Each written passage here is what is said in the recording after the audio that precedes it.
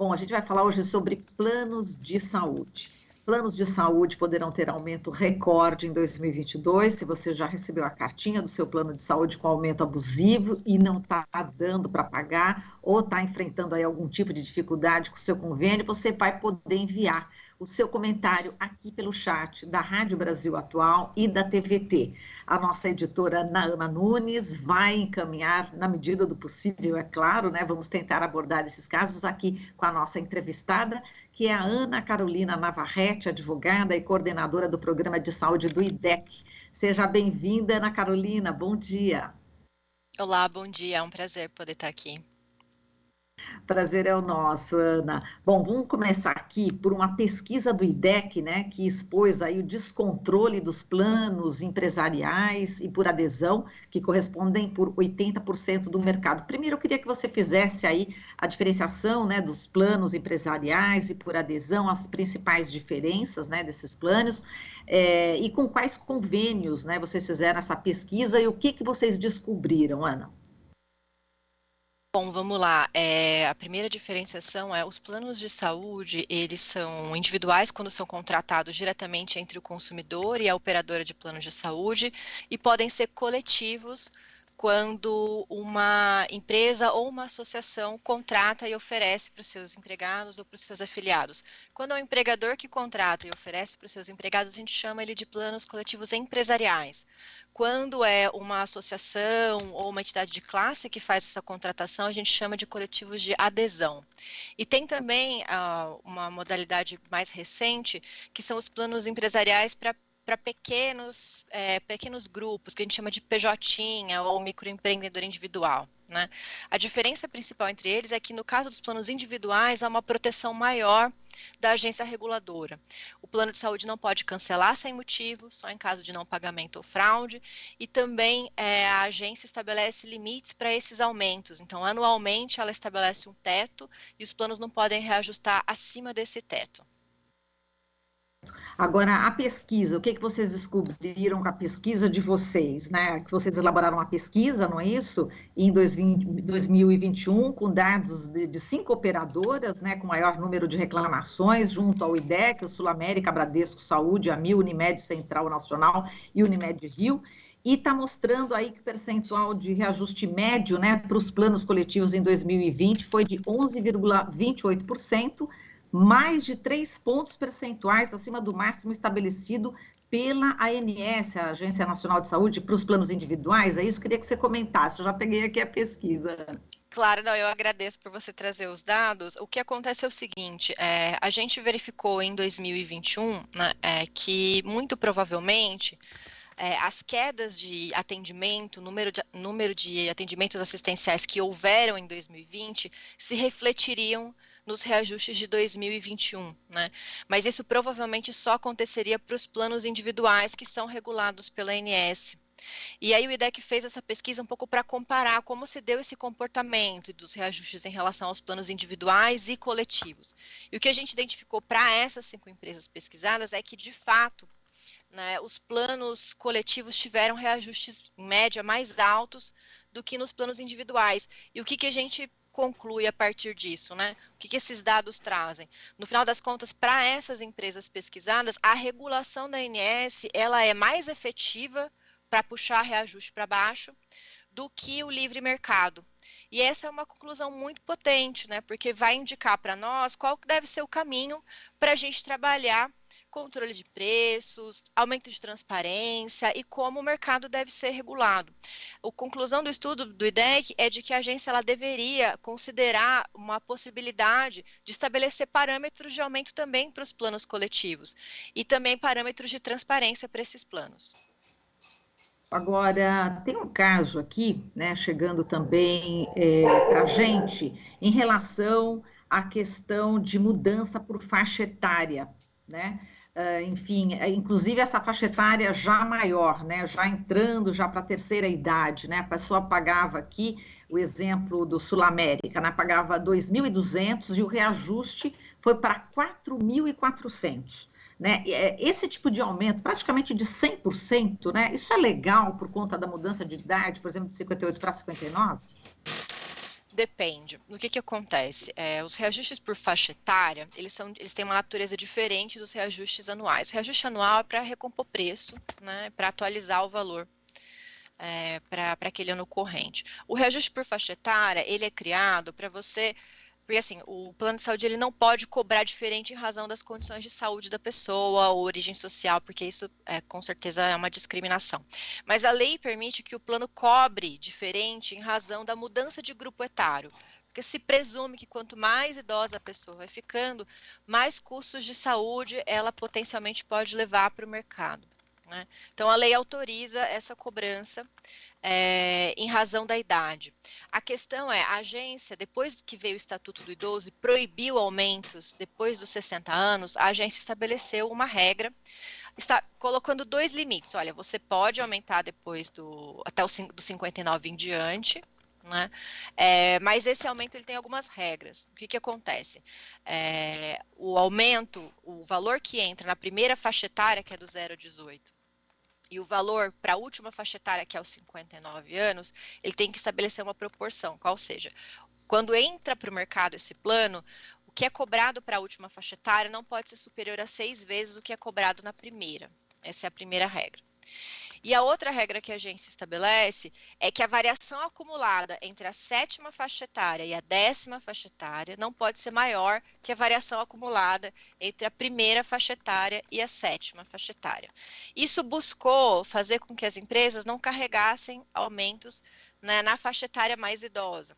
Mas o que a gente percebe é que mesmo com essas regras, ainda é possível você cobrar reajustes como esse desse caso que você trouxe, né, que quase dobram. A gente fez uma pesquisa, acho que em 2017, tratando disso, em que, assim, mesmo obedecendo às regras da ANS, a gente viu reajustes super elevados, de 70%, 114% na última faixa etária, e tudo isso de acordo com as regras da ANS, o que para nós mostra que a regra não está dando conta mesmo de refrear os abusos. Exato, e justamente é numa faixa etária onde a pessoa vai ter mais exatamente, entre aspas, né, problemas, enfim, pode ter, né, mais problemas, já que está entrando na terceira idade, e a gente faz uma lembrança, faz uma associação com o Chile, né? A gente viu que os mais velhos, né, os maiores, né, em espanhol, os aposentados, eles sofreram demais, né, sofreram demais com essa política neoliberal, não é isso? E a gente lembra que nós estamos aqui com o Ministério de Paulo Guedes que já esteve, né, no ministério, enfim, trabalhando lá no setor de economia do governo, né, Pinochet. Enfim, a gente está vivendo, existe um temor também por parte das pessoas mais velhas em não conseguir pagar o plano, ir para o Sistema Único de Saúde. A gente sabe que está super abarrotado, né? Enfim, ainda a gente tem a pandemia, mais essa agravante. Como é que você vê a situação dos idosos hoje no Brasil, que estão entrando aí na terceira idade, não estão conseguindo pagar seus convênios, estão saindo, às vezes saem e buscam, por exemplo, um Prevent Sênior, que é mais barato, e o Prevent Sênior já aconteceu tudo, né, todas as denúncias, né, durante a pandemia. Quer dizer, qual que é a saída, Ana Paula? A gente está numa situação bastante complicada, né, principalmente para as pessoas mais idosas. Olha, eu diria que o cenário ele realmente não é animador, né? O que a gente percebe é que, como você bem pontuou, a gente tem um aumento de vulnerabilidade quando atingimos a idade mais idosa e, ao mesmo tempo, a redução de capacidade de pagamento, né? Então, essa é uma equação que fica difícil de fechar, né? No mercado de planos de saúde, a gente percebe que, além desse fato de você ter autorização para reajustes bem elevados na última faixa etária, o reajuste do idoso, sem considerar, por exemplo, esse desequilíbrio com o fato de que a capacidade de pagamento dele se reduz consideravelmente, é também o fato de que podem existir uma série de práticas veladas de exclusão também por parte de planos de saúde, né? Então, desde você indicar um médico para preencher a declaração de saúde do idoso, antes dele contratar um plano de saúde, exigência de exames, no caso. Isso também dificulta ou burocratiza o acesso ao plano de saúde. Até no passado a gente via muito isso, né? Até você estabelecer limites etários para contratações iniciais, que é bem complicado, né? Então, o que a gente, assim, a solução, né, nesse caso, ela passa por primeiro a gente mudar a regulação e mudar essa distribuição de responsabilidade pelo pagamento do plano. Então, existe o que a gente chama hoje no mercado de solidariedade intergeracional, né? Em que, de alguma maneira, o plano do idoso, ele acaba, em tese, tendo que ser um pouquinho mais barato do que ele realmente custa, e os jovens custeiam uma parte, né, disso e pagam um pouquinho mais caro do que, em tese, o seu plano custaria.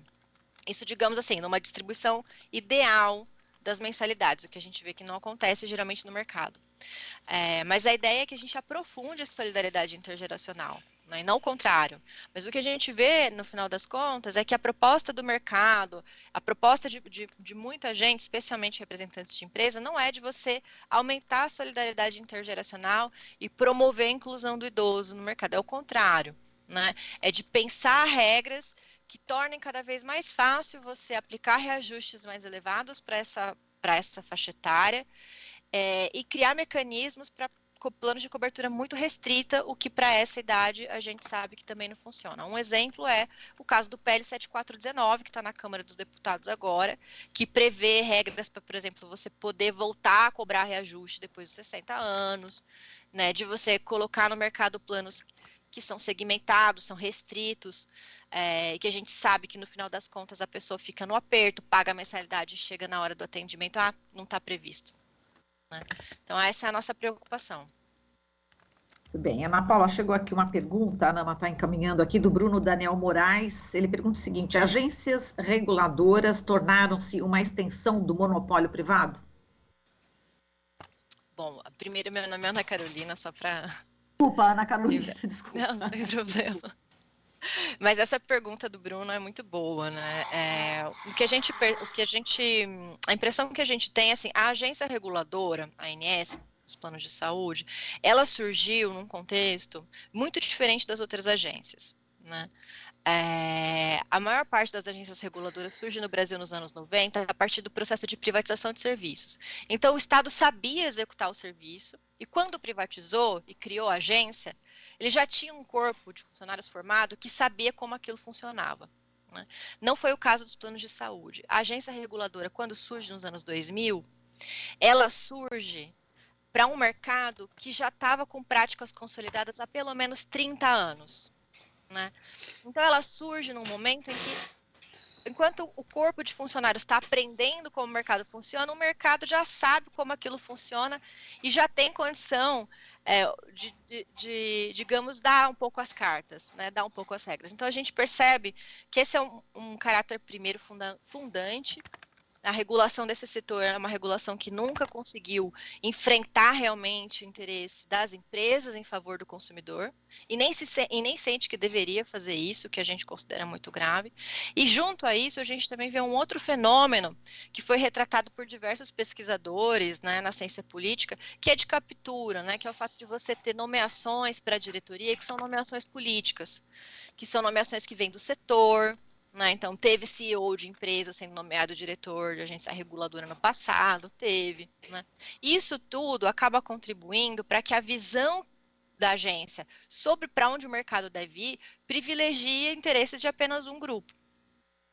Então, é uma pergunta muito boa mesmo para a gente entender por que a gente tem essa regulação como é hoje. Né? E ela tem razões históricas para isso, históricas e econômicas.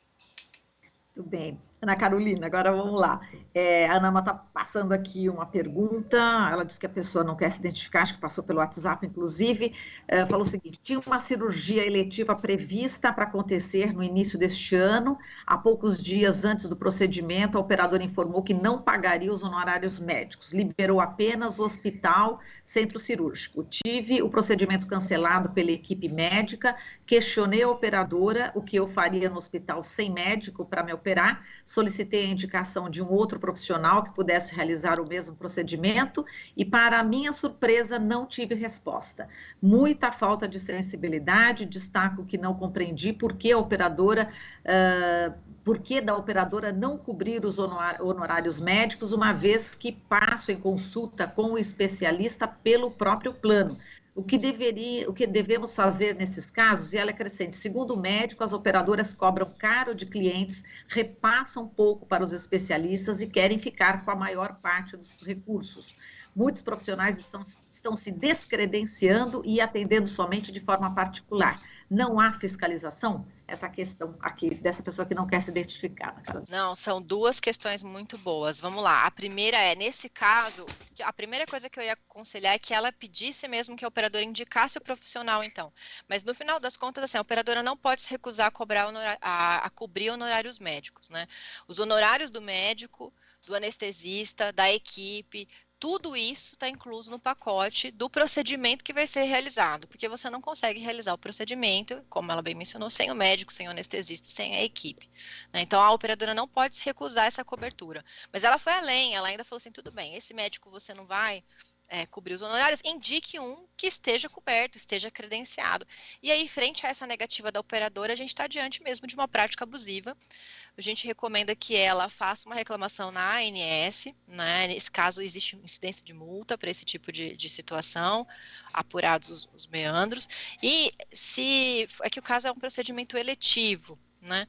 Mas se fosse um procedimento de urgência, considerando o fato de que a agência reguladora ela pode demorar para deliberar, eu também aconselharia ela a avaliar a possibilidade de uma ação judicial, se fosse um procedimento de urgência, no caso, para garantir o atendimento. Mas sim, esse tipo de recusa ela não é aceitável e configura uma infração. Na Carolina, vamos lá. Margarida Lucas de Medeiros está perguntando o seguinte: eu estou pagando meu plano no aperto, porque quando passei dos 59 anos, triplicou o valor e o plano não oferece um bom serviço, nos obrigando a pagar serviços particulares e eles não reembolsam. A situação dela realmente difícil, né, da Margarida? Não, difícil da Margarida. É só uma outra pergunta que também tinha sido feita pela pessoa anterior, de o que acontece com o descredenciamento, né? Descredenciamento é um problema que a gente vem identificando muito, né? A agência ela autoriza você fazer a troca do prestador, pode ser o médico, pode ser um laboratório, pode ser hospital. A questão é que ela tem que fazer essa troca e a substituição por um equivalente, né? Mas a gente percebe que às vezes, especialmente quando não é um prestador hospitalar, quando é médico, quando é laboratório, a fiscalização da agência ela não é tão forte, né? Então, às vezes é possível haver trocas de prestadores com muita frequência, e inclusive às vezes sem nem avisar individualmente o consumidor. E aí, sobre a pergunta da Margarida, no caso, para quem recebe esse tipo de aumento por faixa etária, o que a gente aconselha é primeiro entrar em contato com a operadora e pedir uma justificativa para esse aumento, né? O que a gente sabe que nem sempre vai ser respondido a contento, mas é um primeiro contato necessário. Então, olhar o seu contrato, ver se aquele reajuste que chegou, ele estava previsto no contrato, tem previsão? Então, ok, então peça esclarecimentos. Por que vocês fizeram essa distribuição de faixa etária que é o triplo do reajuste na última faixa etária, né? Independentemente da resposta, se a empresa justifica ou se a empresa não. Se a empresa não justifica, acho que esse é um caso que abre precedente para se fazer uma reclamação na ANS, porque assim, a empresa é obrigada a justificar os preços praticados. E se a justificativa, se ela apresenta a justificativa, no caso, tem que ver se ela é satisfatória ou não. Agora, para uma situação mais pragmática, assim, olha, eu preciso pagar minha mensalidade agora, né? Que esse é o problema, né? Questionar reajuste acaba sendo uma questão muito demorada e leva tempo, né? E é um investimento e nem sempre todo mundo tem essa disponibilidade.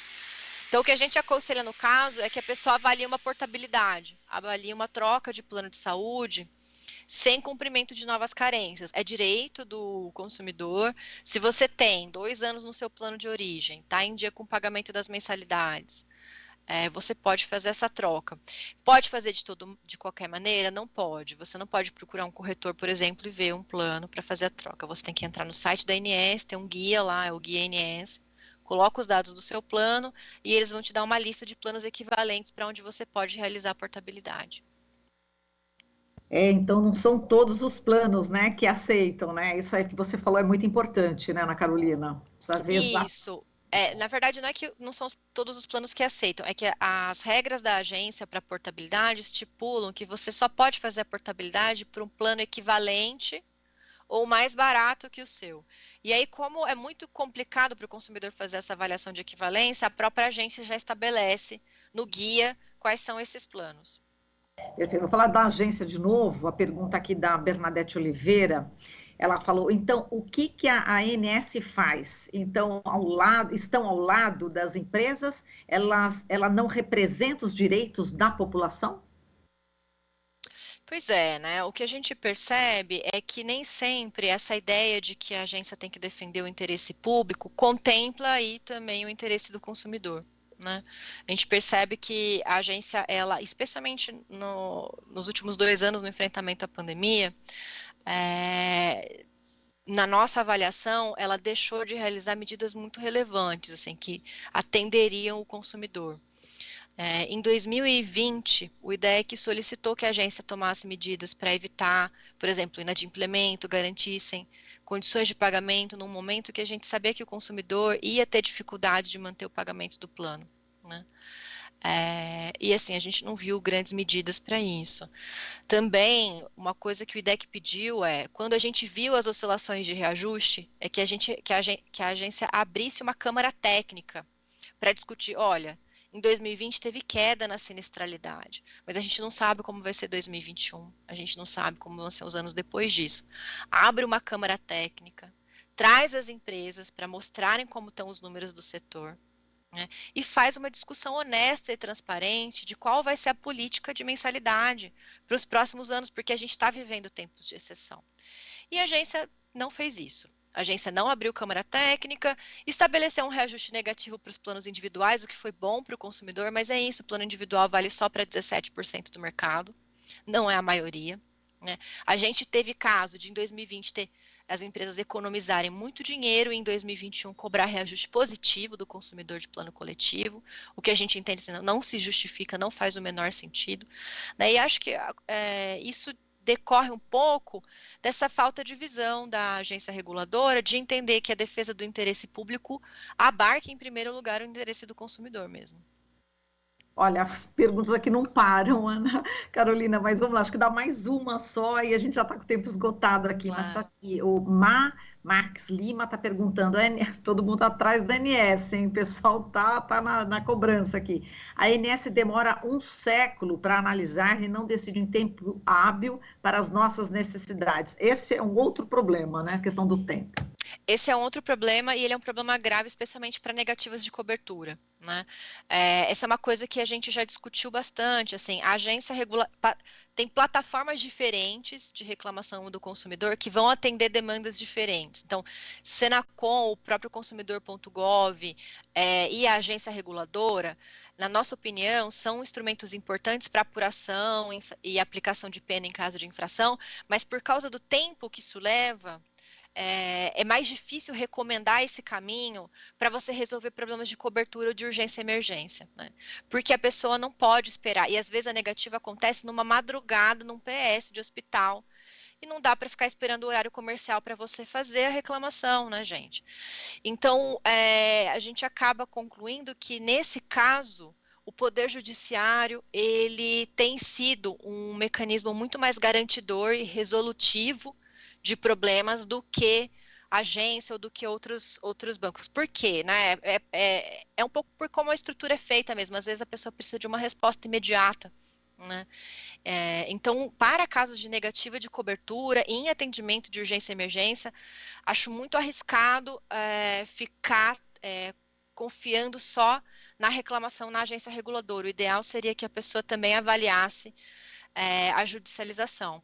O Poder Judiciário ainda tem massivamente decidido em favor do consumidor, ainda é um grande parceiro do consumidor, mas é importante lembrar que existe uma discussão no STJ nesse momento, né, que está tentando, né, assim, existe a possibilidade de reverter o entendimento, que é majoritariamente favorável ao consumidor, que diz que a cobertura dos planos é obrigatória, é baseada numa lista mínima, mas essa lista, como ela é mínima, ela é uma lista de referência. Se o médico que acompanha o paciente, ele determina um outro tratamento e justifica, tem que ser coberto esse outro tratamento. É importante lembrar que o Poder Judiciário, embora historicamente aliado do consumidor, tendo decidido favorável a ele durante pelo menos 10 anos, nesse momento no STJ, existe a ameaça de reverter esse entendimento. Né? Existe a ameaça de um julgamento tentando trazer que a natureza dessa lista não seria mínima, né, ela seria máxima. E isso é muito problemático. Primeiro, porque há problemas de atualização dessa lista, ela leva tempo para ser atualizada. E segundo, é que você inviabiliza tratamentos necessários para o consumidor que não estejam previstos nessa lista no momento de urgência.